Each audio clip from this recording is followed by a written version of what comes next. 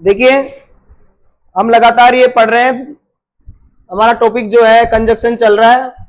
Conjunction से related ये आपके सामने देखो कुछ एग्जाम्पल्स हैं, आप आसानी से इनको देख पा रहे होंगे और इनको समझ भी पा रहे होंगे। पहला जो हमारे पास में सेंटेंस है उसमें क्या लिखा गया है देखिए, पढ़ते हैं। He had beaten me as well as abused me। देखो यहां पर जो कंजक्शन हमारे पास में है as well as, क्या है as well as। as well as का मतलब ये है कि साथ में, as well as का मतलब क्या होता है कि साथ में। भाई हम के साथ में जब बात करते हैं कि इसके साथ में ये भी हो रहा है, तब उस कंडीशन में हम as well as का यूज करते हैं। आप समझने की कोशिश कीजिए ना, एग्जाम्पल से बेस्ट तरीका है एग्जाम्पल से अच्छे से समझना। ये कह रहा है कि he has beaten me, कि उसने मेरे को पीटा है, उसने क्या किया है, मेरे को पीटा है। बीट की थर्ड फॉर्म आ रही है बीटन मी, एज वेल एज एब्यूज्ड मी, साथ में मेरे को गाली भी नहीं दी है। क्या दी है? गाली भी दी है, मेरे को एब्यूज भी किया है। तो ऐसी कंडीशन में जब हम कहें कि दो सिचुएशन एक के साथ दूसरी भी घटित हो रही है साथ में, तो आप उसमें एज वेल एज जोड़ सकते हैं। किससे जोड़ सकते हैं उसे? As well as. जैसे पीट भी दिया और गाली भी दे दी, तो एज वेल एज को हम बीटन के साथ में एब्यूज लगा सकते हैं। क्या लगा सकते हैं? एब्यूज लगा सकते हैं। एज वेल एज में एक चीज और ध्यान रखना आप, जैसे मैं कहूं कि दो प्रोनाउन को भी जोड़ सकते हैं, जैसे आई एज वेल एज ही, यानी मैं और वह, यानी मेरे साथ में वह भी था, वह भी था। आई एज वेल एज, ध्यान रखना जब एज वेल एज से दो नाउन और दो प्रोनाउन जुड़ते हैं, तो एज वेल एज से पहला जो वो जो होता है नाउन होता है या प्रोनाउन होता है, पहले वाला, यानी इसमें देखो पहला ये है दूसरा ये है। सेंटेंस में जो शुरुआत में जो पहला होता है वो पहला ये आई, तो आई के अनुसार वर्ब लगेगी। किसके अनुसार? आई के अनुसार। यानी पहला जो नाउन आया है या पहला जो प्रोनाउन आया है, एज वेल एज से पहले कोई प्रोनाउन आया है या नाउन आया है, उसके अकॉर्डिंग वर्ब लगती है। अगर एज वेल एज से पहले अगर सिंगुलर सब्जेक्ट है हमारा, नाउन या प्रोनाउन है, तो वर्ब भी क्या लगेगी? सिंगुलर। ठीक है। और अगर एज वेल एज के पहले अगर कोई प्लूरल नाउन प्रोनाउन आया है, तो वर्ब भी क्या लगती है? Plural. As well as conjunction का ये नियम होता है। ठीक है। अगर मान लो शुरुआत में एज वेल एज आ जाता है, यानी एज वेल एज से दो नाउन या प्रोनाउन जुड़ जाते हैं, तब वर्ब की दिक्कत आती है। हमारे को वर्ब वैसे लगाना नहीं है, लेकिन मैं आपको नॉलेज के लिए बता रहा हूं कि अगर एज वेल एज से अगर आप जोड़ते हो, तो पहले वाला नाउन प्रोनाउन देखा करो हमेशा। दूसरा सेंटेंस देखिए, आपको समझ में आ गया होगा एज वेल एज का प्रयोग। एज वेल एज का प्रयोग उसी तरह से होगा जिस तरह से नॉट ओनली बट आल्सो का हो रहा है। कैसा हो रहा है? नॉट ओनली बट आल्सो का। जिस प्रकार बोथ एंड का हो रहा है, जिस प्रकार एंड का हो रहा है, ठीक है, उसी तरह से एज वेल एज का प्रयोग हो रहा है हमारे पास, यानी एक के साथ दूसरी चीज को जोड़ने के लिए कह रहे हैं हम।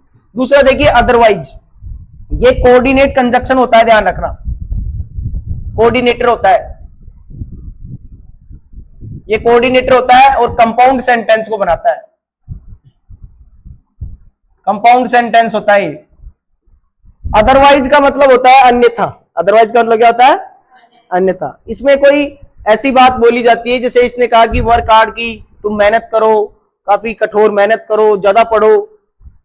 अदरवाइज नहीं तो अन्यथा। अन्यथा क्या होगा? यू विल फेल, नहीं तो तुम फेल हो जाओगे। तो ऐसी चेतावनी, वार्निंग जब हम देते हैं, तो अदरवाइज का यूज करते हैं हम। किसका यूज करते हैं? अदरवाइज का। इस अदरवाइज के साथ साथ हम यहां पर हम कहें एल्स का यूज भी यूज कर सकते हैं। ELSE, एल्स, इसको एल्स भी लगा सकते हैं यहां पर।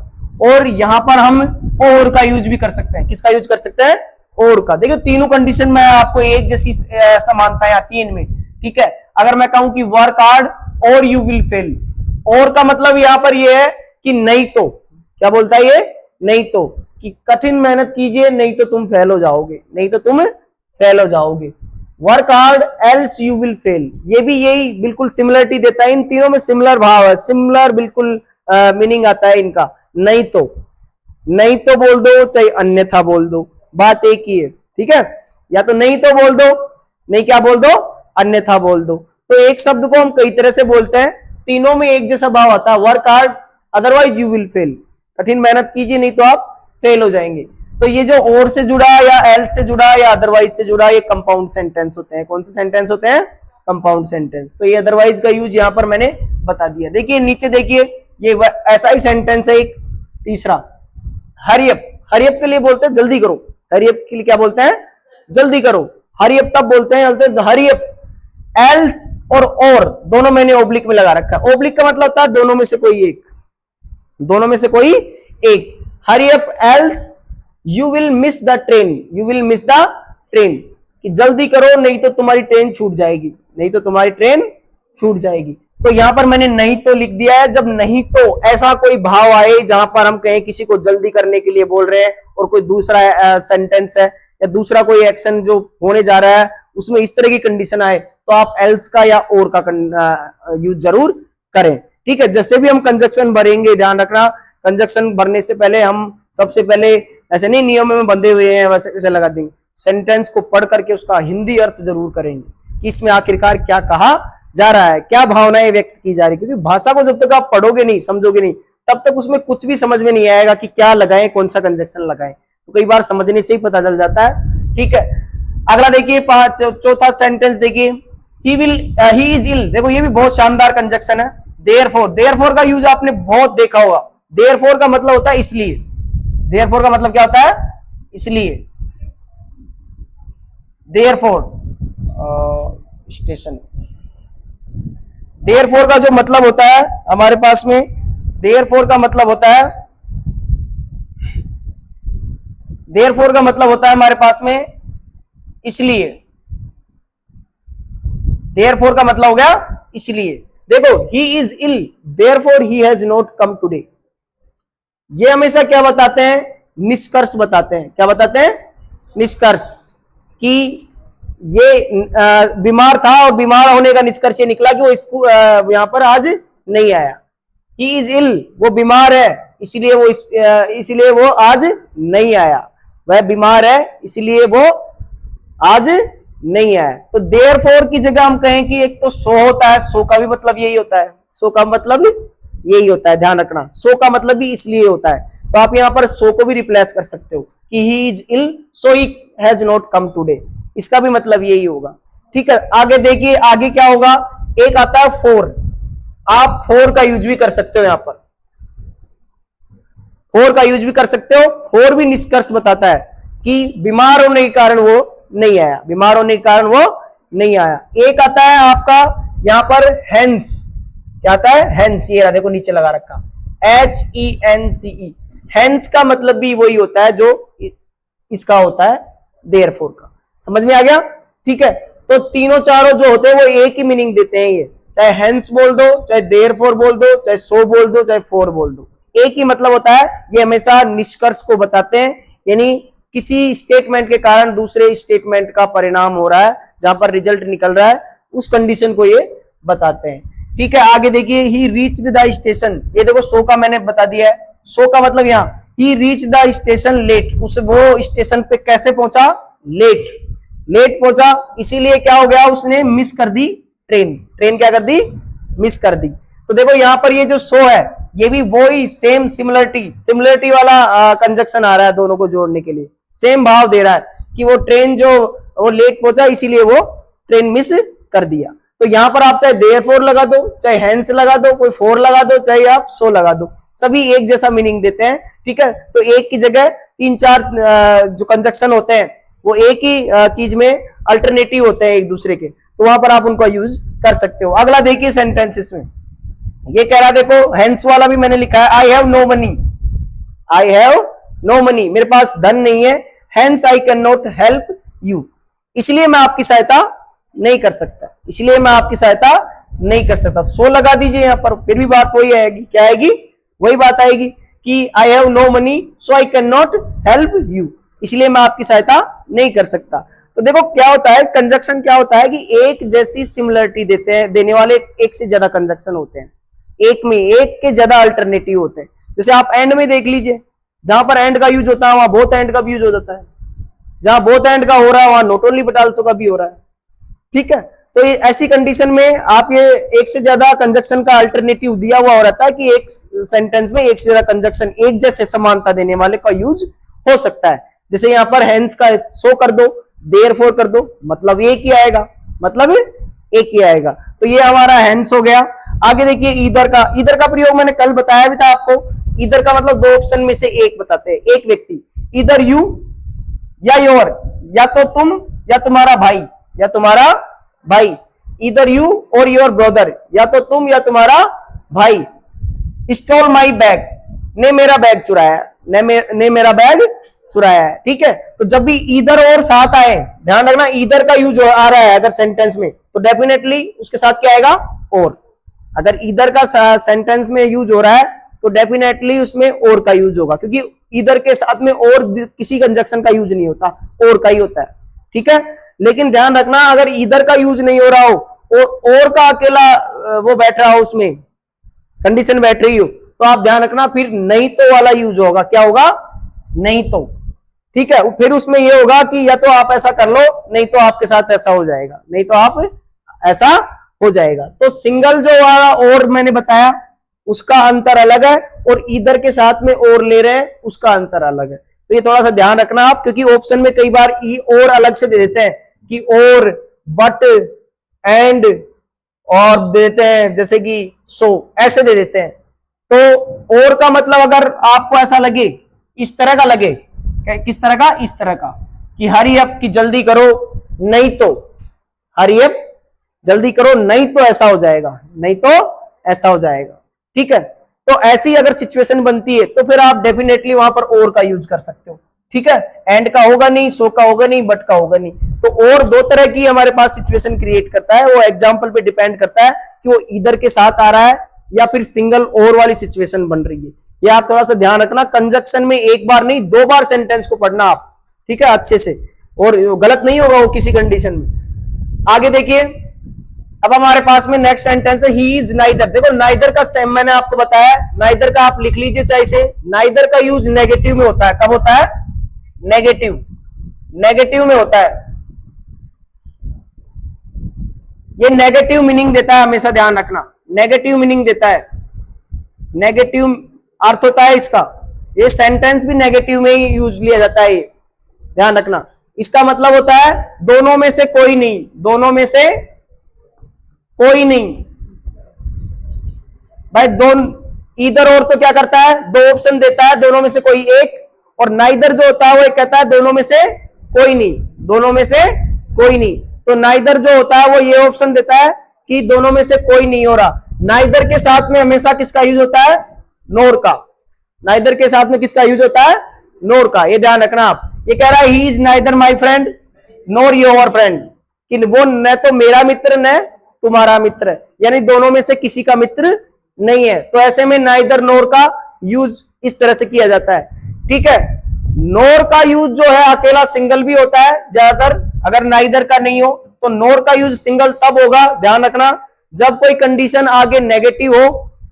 क्या हो, नेगेटिव, और आगे भी वो नेगेटिव की बात करना चाहता है, तो फिर नोट नहीं लगाएंगे हम, नोर लगा करके आगे लिख देंगे उसको। ऐसे कैसे, एक सेंटेंस में आपके को बताना चाहूंगा ऐसा, जैसे मैं कहूं कि I did not like cold drink, कि I don't like cold drink, जैसे मुझे कोल्ड ड्रिंक पसंद नहीं है। Nor fast food, nor fast food, eating fast food, nor eating fast food, नहीं मुझे फास्ट फूड खाना पसंद है। तो जब हम इस तरह से बोलेंगे आगे नेगेटिव में कोई आगे अर्थ, तो फिर नोर से जोड़ देंगे सेंटेंस। किसको जोड़ देंगे, नोर से। आगे अगर नकारात्मक, कितने भी नकारात्मक करना चाहते हो आप, तो फिर नोट नहीं आएगा, आप नोर लगा करके आगे उसे बढ़ाते जाओ तो नोर से जुड़ जाएगा। ये था हमारा नाइदर नोर का यूज, दोनों में से कोई ऑप्शन न होना, कोई भी ऑप्शन का न होना, नाइदर के साथ नोर का यूज होता है। अब आ जाइए बोथ एंड का प्रयोग। बोथ एंड क्या होता है, दोनों को बताता है। किसको बताता है, दोनों, कोई व्यक्ति दोनों हो।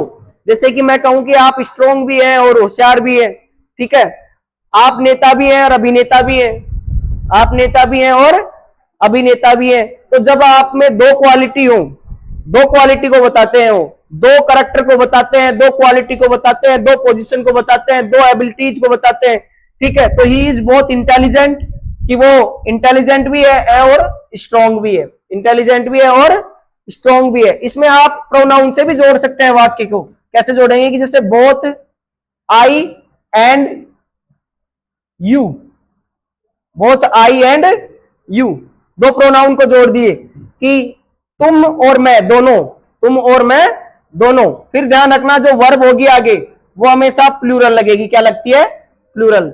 अब जैसे बोथ आई एंड यू, अब आर आ जाएगा आगे, क्या आ जाएगा, आर या वर, आगे जो भी बहुवचन वर्ब यूज होती है इसमें, बोथ जहां भी आता है वहां पर ये ध्यान रखना, डेफिनेटली बहुवचन वर्ब आती है। कौन सी वर्ब आती है? बहुवचन। प्लूरल वर्ब का यूज होता है। ठीक है, तो वर्ब से हमें वर्ब हमें फिल नहीं करनी है। वैसे कंकर्ड वाले रूल तुम्हारे हैं नहीं अब की बार उसमें सिलेबस में, लेकिन फिर भी आप ध्यान रखें कि बोथ एंड वाले में हमेशा अगर दो नाउन को या प्रोनाउन को जोड़ते हो तो वर्ब हमेशा कौन सी आती है? प्लूरल। ठीक है, एस ई एस वाली वर्ब काम नहीं आती यहाँ पर। आगे देखिए 9th वाला सेंटेंस, 10वां सेंटेंस में क्या दे रखा है? कौन सा कंजक्शन? सो। ये भी बहुत अच्छा सेंटेंस है, कई बार पूछा गया एग्जाम में। देखिए सो दैट का यूज बहुत आता है एग्जाम में। सो दैट का जो यूज है, सो दैट का जो यूज है, देखिए सो दैट का यूज कब करते हैं हम? सो दैट का यूज तब करते हैं जब वेरी को हटाएंगे, वेरी की जगह सो लगाएंगे और दैट को लगाएंगे कंजक्शन, वेरी के बाद में दैट कंजक्शन लगाएंगे। जैसे ये देखो यहाँ पर एग्जाम्पल में देखिए, ये सो है, he is so weak that he can not walk too long, कि वो इतना वीक है, वह इतना वीक है। सो दैट का मतलब इतना की, इतना की। सो दैट का मतलब होता है इतना की। इसका अगला सेंटेंस हमेशा नेगेटिव रहता है। क्या रहता है? नेगेटिव। ये नेगेटिव सेंटेंस होता है हमेशा, दैट के बाद में नेगेटिव सेंटेंस होगा। वो कहना चाहेगा he is so weak that he can not walk too long, कि वो इतना कमजोर है कि वो ज्यादा दूर तक चल नहीं सकता। ठीक है, ज्यादा दूर तक चल नहीं सकता। तो सो दैट का यूज इस तरह से होगा। ध्यान रखना, यहां पर अगर वेरी लगा हुआ हो, क्या लगा हुआ हो? वेरी। वेरी को किसमें बदल देंगे हम? सो में। किसमें बदल देंगे? सो में। और दोनों वाक्य को जोड़ने के लिए किसका यूज करेंगे? दैट का। ऐसे चेंज होता है ये वाक्य में। जब सो दैट का वैसे यूज करवाते हैं, जब वैसे यूज करवाते हैं, भाई आप उस सेंटेंस को इस सेंटेंस में चेंज करो, तो वो क्या करते हैं हम, जो वेरी होता है उसकी जगह क्या लिख देते हैं? सो, और दैट लगा करके आगे कैन नॉट का यूज कर देते हैं। एक एग्जाम्पल के थ्रू मैं बताना चाहूंगा आपको। जैसे मैं कहूं कि he is very weak, he is very weak, he is very weak,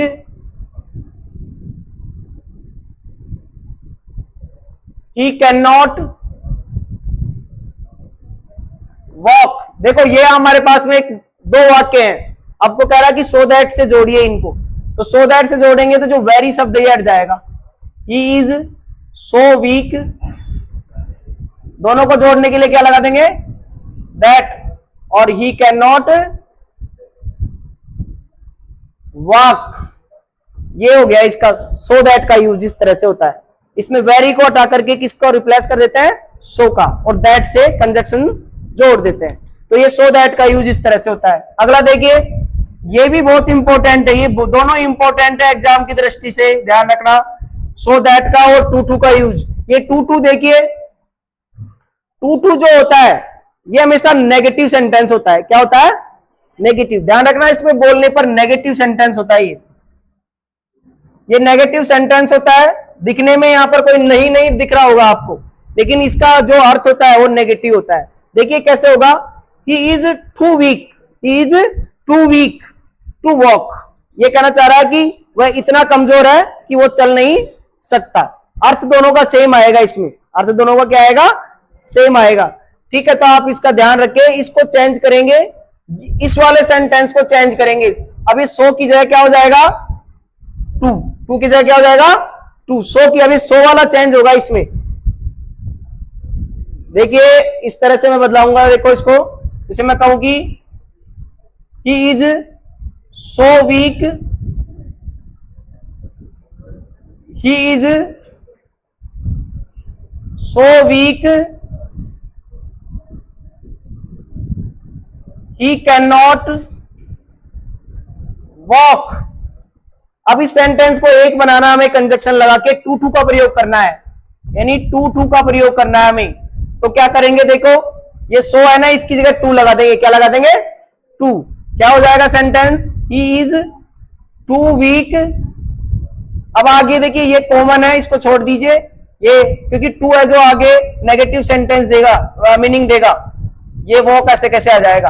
he is too weak to walk, he is too weak to walk, कि वो इतना कमजोर है कि वो चल नहीं सकता।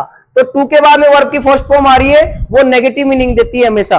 वो ये कहती है कि हाँ वो नकारात्मक वाक्य है, कि वो इतना, इसका मतलब भी होता है इतना की, इतना की। तो he is too weak to walk, he is too weak to walk.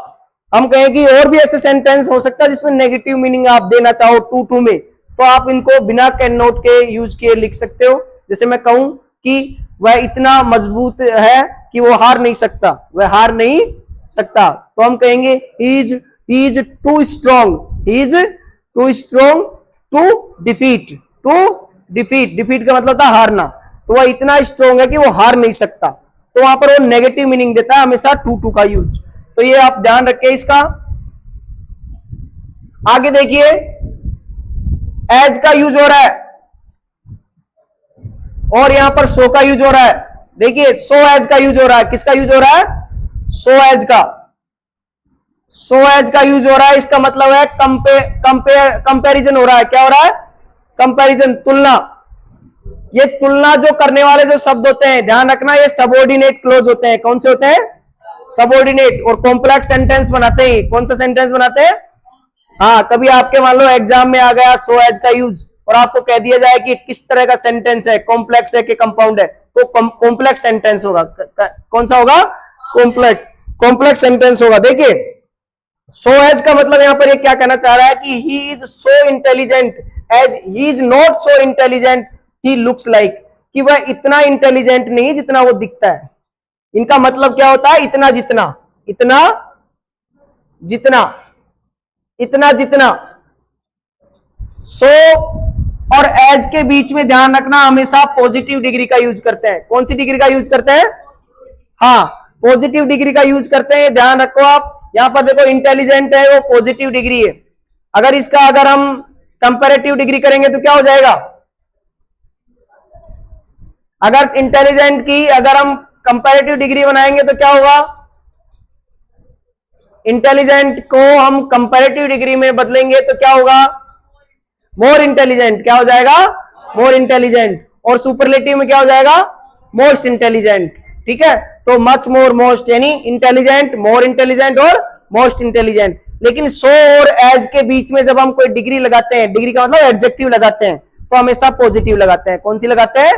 Positive. Absolute जो होती है, जो उस डिग्री को हम यूज करते हैं। सो एज का मतलब आप समझ गए होंगे। ठीक है, इस तरह से हम सो एज का यूज करते हैं कि he is not so intelligent. आप यहां पर ऐसे भी लिख सकते हो कि she is not so beautiful. ठीक है, she is not so beautiful as she looks like, जैसा कि वो दिखती है उतनी सुंदर वो नहीं है। तो आप इस तरह से भी सेंटेंस बोल सकते हो कि she is not so beautiful as he looks like. ऐसे सेंटेंस आप काफी बोल सकते हो कि वो इतना मजबूत नहीं है जितना कि वो दिखता है। ठीक है, तो हम कहें कि he is not so strong, he is not so strong as he looks like. ठीक है, एज ही लुक्स लाइक, कि वो तो सो एज में आप इस तरह से इसका यूज करें तो आप सो के साथ में यूज करें तो एज का ध्यान रखें। अगर यहां मान लो ब्लैंक दे दें तो आप वहां पर एज का यूज करेंगे। क्या करेंगे? एज का, क्योंकि सो एज का यहाँ कॉम्बिनेशन बनता है। सो एज का क्या बनता है? कॉम्बिनेशन, जोड़ा बनता है। सो एज कंजक्शन का एक जोड़ा बनता है। आगे देखिए हमारे पास में, आगे देखिए नेक्स्ट जो सेंटेंस है हमारा वो है यू आर नॉट एज का यूज हो रहा है। किसका हो रहा है? एज का। इसका मतलब भी देखो वही होता है, यहां पर सो एज की जगह एज का यूज। ये भी कंपेयर, यहां भी कंपैरिजन हो रही है, तुलना हो रही है। क्या हो रही है? तुलना।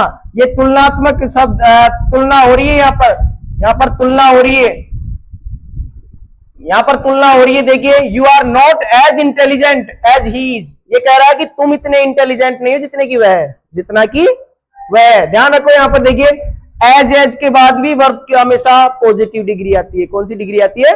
पॉजिटिव। एज के बीच में भी, इसका मतलब भी वही होता है। एज का मतलब होता है you are not as intelligent as he is, इतना जितना। इसका मतलब भी क्या होता है? इतना जितना। ये ध्यान रखो, आप इनका हिंदी लिख लो, हिंदी से काफी फायदा रहेगा आपको, क्योंकि हिंदी अगर कंजक्शन का हिंदी अर्थ भी समझ में आ जाता है तो हम क्या करते हैं, सेंटेंस को आराम से समझ जाते हैं कि इन चार ऑप्शन में हमें यह पता होना चाहिए कि इन चार ऑप्शन में, चारों का ऑप्शन में अर्थ क्या है, तो उससे पता लग जाता है कि कंजक्शन क्या आएगा। अगला देखिए आई डोंट केयर। देखो वेदर, ये भी क्वेश्चन काफी पूछा जाता है। वेदर के साथ हमेशा और का यूज होता है। किसका यूज होता है? और का। वेदर के साथ किसका यूज होता है? और का। ये ध्यान रखना आप, वेदर जो वेदर होगा WETHER, वेदर के साथ में हमेशा और का यूज होता है। वेदर का मतलब होता है चाहे। वेदर किसको बताते हैं? चाहे। वेदर का मतलब क्या होता है? चाहे। देखिए आई डोंट केयर, ये कह रहा है I don't care whether you stay or go. I don't care whether you stay or go, मुझे कोई परवाह नहीं है चाहे आप रुके या चले जाएं। रुके या चले जाएं, तो वेदर यानी चाहे या। वेदर का मतलब, वेदर और का मतलब होता है चाहे या। आई don't care whether you stay or go, you stay or go. Stay कर दो इसको, ST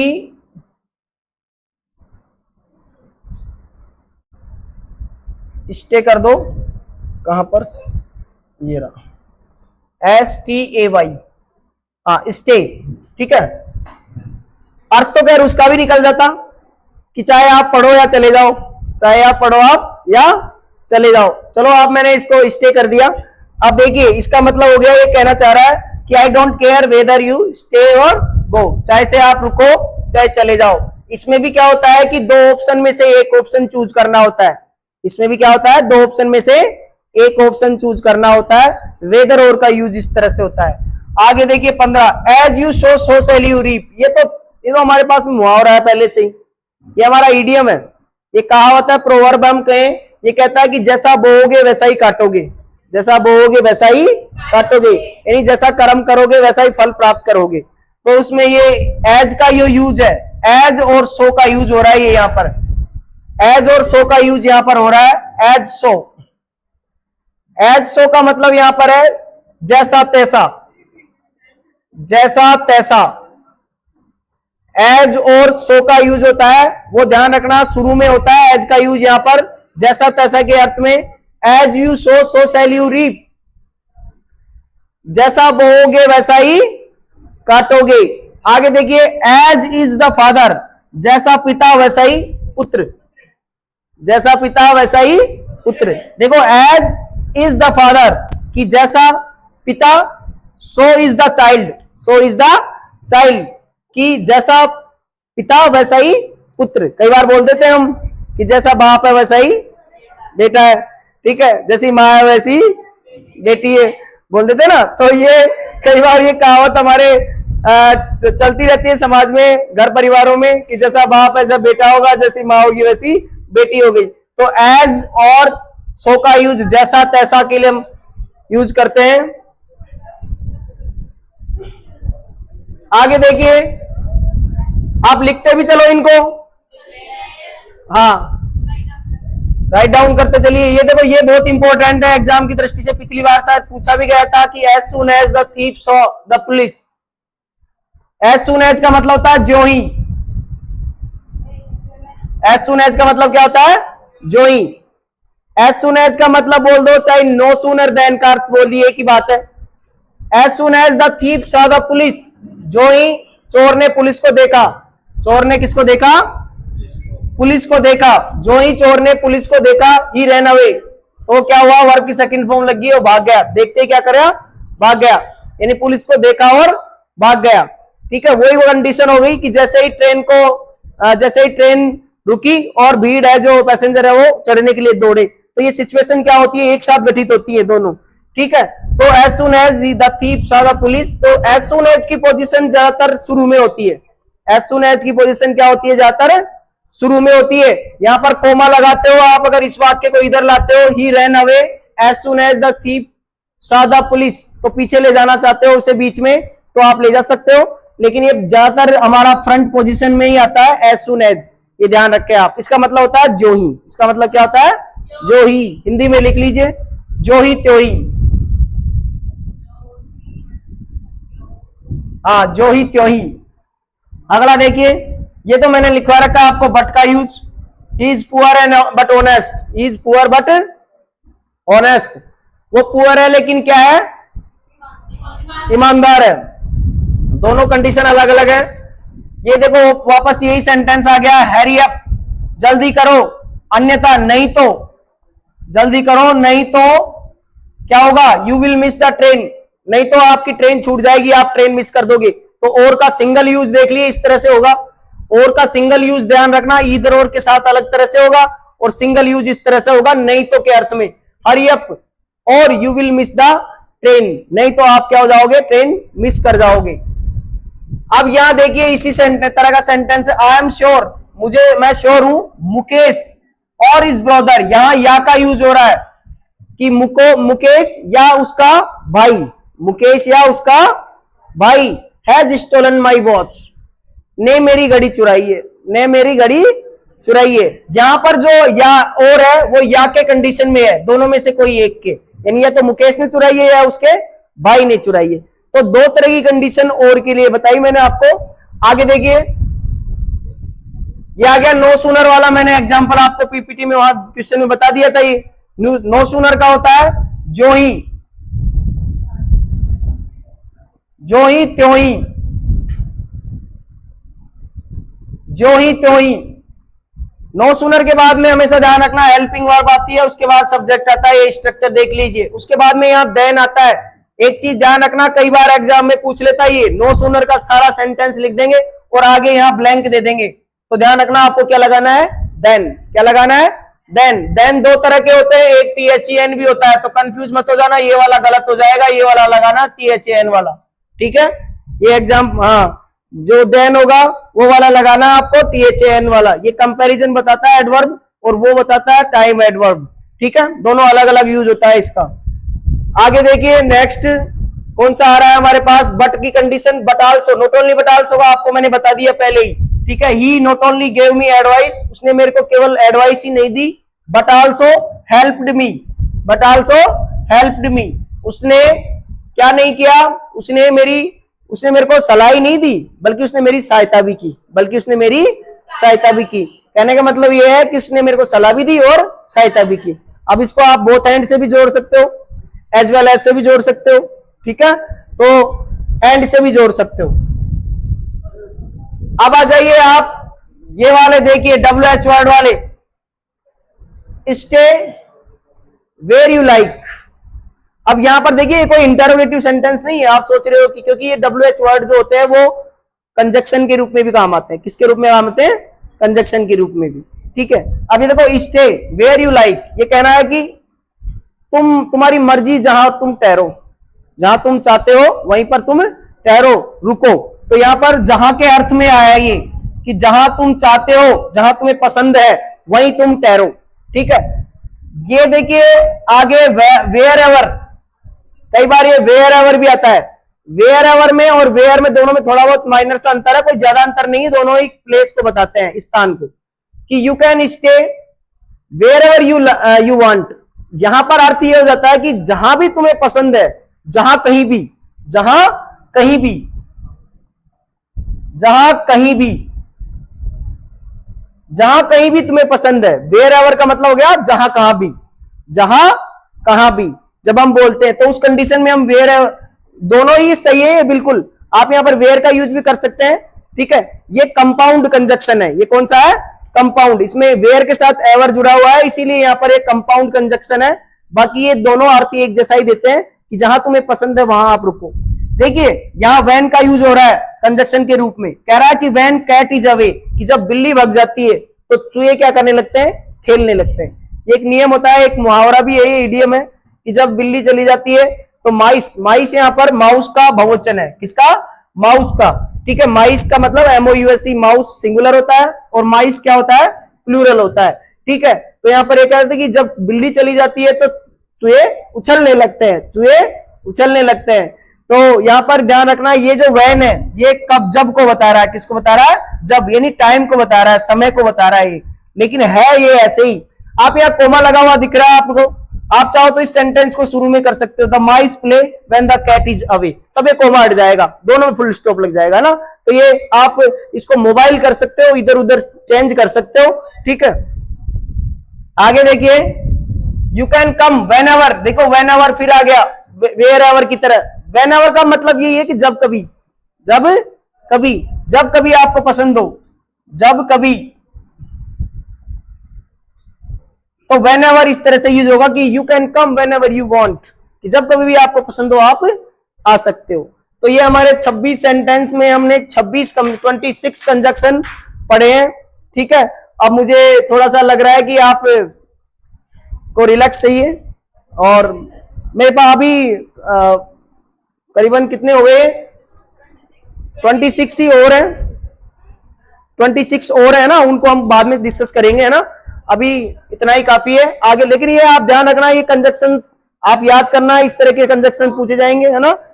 ठीक है, थैंक यू वेरी मच।